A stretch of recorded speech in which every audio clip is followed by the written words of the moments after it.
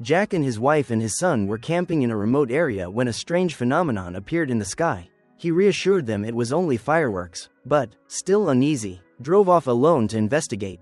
Racing through the forest, a figure suddenly appeared in front of his car. Jack braked just in time. The stranger introduced himself as Captain Sean Irons of the U.S. Air Force, explaining he had been on a mission when an accident forced him down. Together they trekked through the woods until they found a glowing object resembling an alien spacecraft. Suddenly, a luminous orb shot out, teasing Irons before settling in Jack's hand. A loud explosion rang out, startling Jack's family and knocking Irons unconscious. From then on, the orb chose Jack as its owner. With it, Jack became Firefly, a superhero who saved countless lives and lowered crime rates. Yet while the world adored him, his son Charlie felt hurt by a neglectful father who spent nearly all his time on work. Still, Charlie loved superheroes. That day he proudly gave a classroom presentation on his idol, just as Maya, a former classmate, returned, leaving him flustered. After school he joined a baseball game, only to be sidelined when the ball struck him in the stomach. His heart sank further seeing other dads cheer from the stands while he was absent again, excusing it as company business. Fortunately, Maya watched, giving him courage. On the way home, Charlie replayed the embarrassment, worried about Maya's opinion. At home, the TV reported Firefly's feats, so successful that police now had too much free time, with the government even considering staff cuts. It was Charlie's birthday. His mother insisted that Jack spend the evening with him, bringing Charlie to his private home. Though Charlie knew his father didn't want him there, he went inside. His mother handed Jack a cake, urging him to reconnect with his son. Charlie was disappointed. Jack no longer kept the mug he'd given him, and even bought a right-handed glove though he was left-handed. Jack apologized, promising to make it up to him. All Charlie wanted was a family camping trip, but Jack muttered, "When I have time." That evening they ate pizza and played games, genuinely enjoying themselves, until Jack received a phone call. Charlie already knew, another mission. Even on his birthday, his dad couldn't stay. Heartbroken, Charlie burst into tears. Jack tried to explain, but Charlie angrily refused. Pretending to call his mom, he told Jack to go. The moment Jack left, Charlie phoned his chubby friend to come over and party at his dad's place. Charlie thought his friend would come alone, but he also brought Lizzie and Maya. Seeing his crush walk in, Charlie was thrilled yet tried to stay cool. Maya noticed a photo and asked if it was his birthday. He thought she had remembered, only to see the date printed on it. Embarrassed, Charlie apologized for teasing her in the past, which had driven her to transfer schools. By accident, Charlie touched the orb, revealing a hidden passage with a password lock. Lizzie took charge of the code while the others searched. His father's birthday and wedding date didn't work, but Charlie's birthday did. Stunned, he realized his dad still cared. Behind the door was an elevator with one button. Maya boldly pressed it, and the group screamed as it plummeted down to a vast chamber filled with futuristic devices. At the console, they saw images of the orb and superhero sightings. This was clearly Firefly's secret base. But why inside Jack's house? Charlie guessed maybe his dad worked for the hero.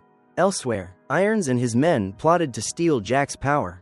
Yet the bearded man admitted the superhero had never slipped, except for one weakness, his troublesome son.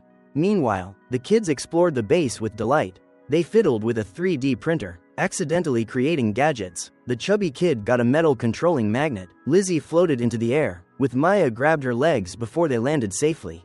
Chaos followed when Charlie triggered an auto-attack device targeting Maya. Luckily, she had just equipped a suit of armor. Their antics continued when the chubby kid tested a teleportation disc, scattering his body around.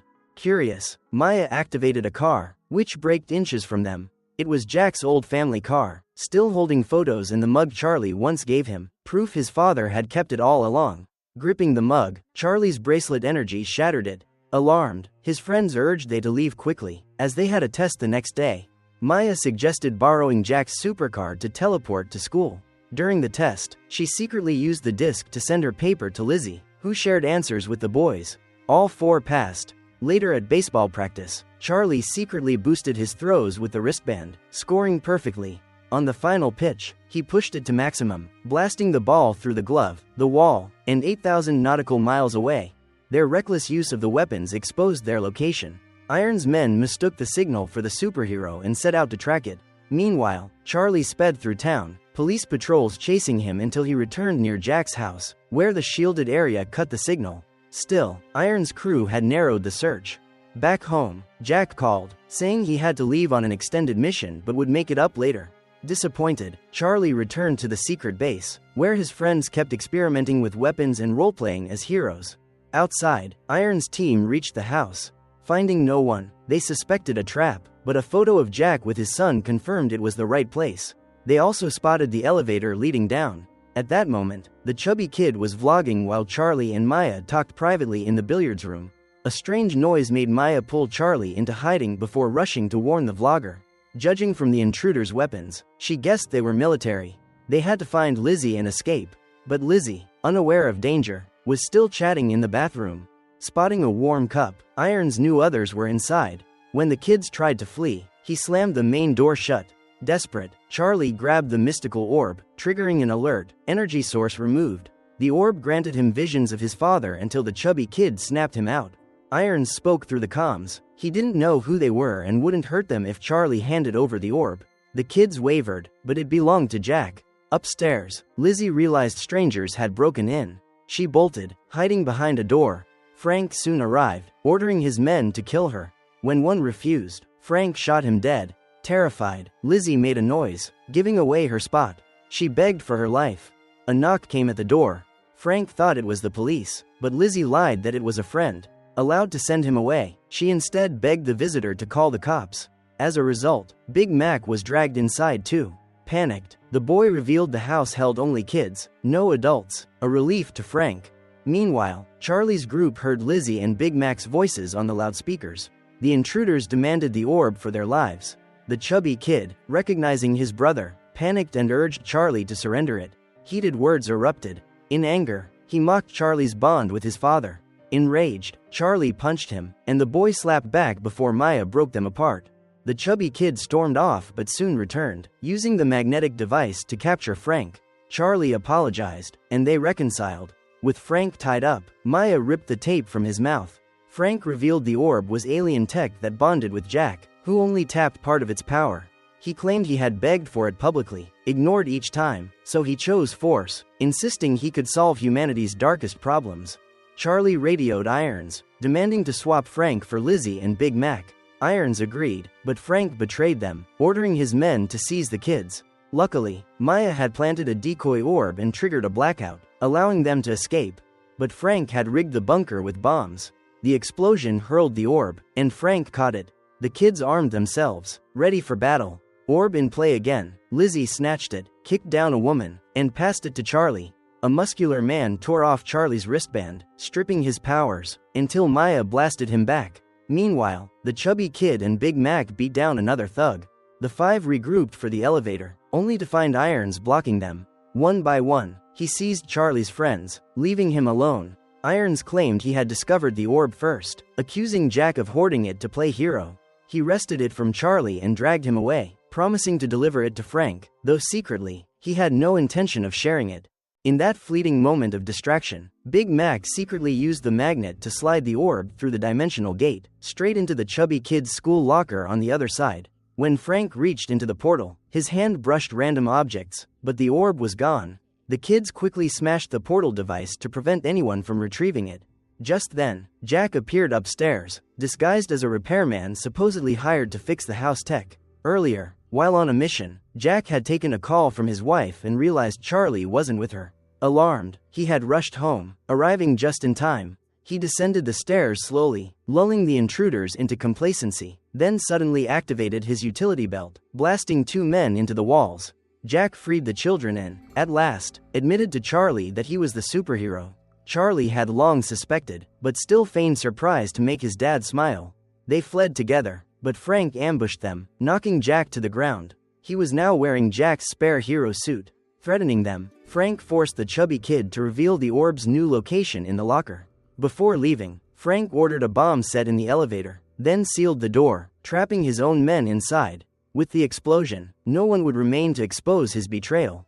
At last, Irons saw Frank's true colors and sided with Jack. Lizzie was tasked with cracking the bunker's security codes while Maya and Charlie tried to fabricate an escape device. A glitch nearly killed them both, but Lizzie solved the code just in time, opening the roof hatch. The group escaped into the night as the base exploded behind them. They raced to the school, where Frank had dragged the chubby kid to retrieve the orb. but the teacher, noticing its eerie glow, had locked it away for safekeeping, forcing Frank to wait. When Jack arrived with the kids, he wandered the halls and stumbled upon Charlie's academic achievements pinned to the wall, small reminders of a son he'd missed too much. The sight moved him deeply. Meanwhile, Frank chased the chubby kid through a school party, driving him under a table. The orb's glow betrayed his hiding spot. As Frank reached for him, Jack hurled a ball, but Frank caught it easily, counter-attacking and knocking Jack down. Without his suit, Jack was just a man, fending off blows with a mop before being overwhelmed. Then, Charlie crashed a car through the wall, slamming into the room. The chubby kid tossed the orb high, and Jack leapt, catching it mid-air. In a dazzling transformation, he powered up, unleashing a furious counterattack that sent Frank flying. Jack regained his strength and returned the orb to Charlie. Together, father and son confronted Frank outside. Frank, weakening, called for a pause, complaining he'd accidentally put on the winter edition suit. After a quick drink of water, the fight resumed, with Jack battering him with doors and fists. But Frank struck a cheap shot, grabbing Charlie as a hostage. Jack pretended to throw the orb, tricking Frank into releasing Charlie. A desperate struggle for the sphere ensued until Charlie accidentally hurled a bomb, mistaking it for the orb. It collided with the energy core. Jack released his grip just before it exploded. The blast consumed Frank, erasing him, while Charlie was knocked unconscious. Jack rushed to his son's side. As Charlie came to, the first words out of his mouth were, "Did Maya see how cool that throw was?" Moments later, Charlie's mother arrived at the school, and the family was finally reunited. Maya, at last, accepted Charlie's awkward but earnest confession of love. Days later, Jack kept his promise, and he took his son camping. Father and son laughed together under the stars. The distance between them healed, but their peace was short-lived. A new urgent mission arose, and Jack had to answer the call. This time, however, he wasn't going alone. His son stood at his side, not just a boy anymore, but a true partner, ready to face the dangers of the world. Together, they stepped forward, a family reborn in fire and battle.